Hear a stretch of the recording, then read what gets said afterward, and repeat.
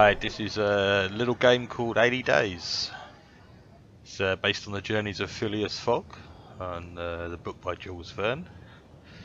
You play his little valet, Passepartout, and basically you've got to make it around the world in 80 days to win the wager. Now, the way you do this, it's kind of like a story game. You get to, as you play through, you make decisions on your route, on how much money to spend, and various different encounters along the way.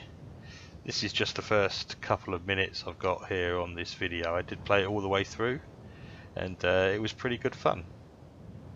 I guess you could definitely play it through more than once and see how well you can do. No guarantee that you'll make it. You can see there that I've just gone from London to Paris. That's the first leg of the journey you make.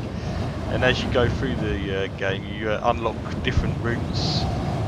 Here you can see the store. You get a market in every city you go to. You can buy things that will help you on your way, and things that will unlock different routes, and things that you can use in conversations with other people you meet, all of which will help you.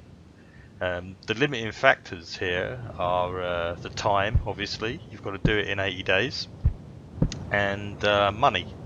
You start off with £4,000, and every trip you make costs some money, and you can buy things in one city and sell them in other cities for huge amounts of profit to help you finance your trip. But as you go, your money does run out, and some modes of transport are extremely expensive, especially if you've got to get across like a large chunk of land or ocean in one go. It's kind of it's not a historical, like a totally historical game. It's like a steampunky alternative history. There are airships and submersibles and things like that. So it's not 100% accurate, but it adds a bit more flavour. So here you go with the first bit of the journey, London to Paris, and once you get to Paris, there's options to explore and talk to people, and various different other routes across Europe, and then eventually the world unlock, and you're at your kind of discretion what route you want to pick. Several ways, many ways you can end up going around the world, and different encounters and whatnot on the way. But it's all basically played like this, point and click. There's nothing else to it.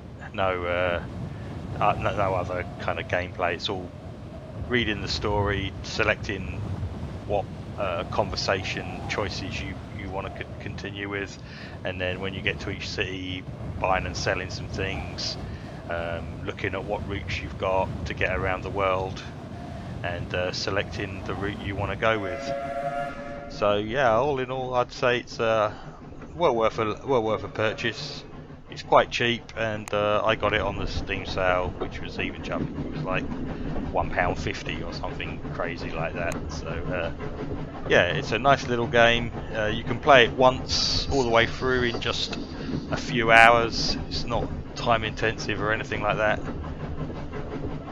So yeah, as one of the games on my Steam library ticked off, I'd say very enjoyable, well worth it.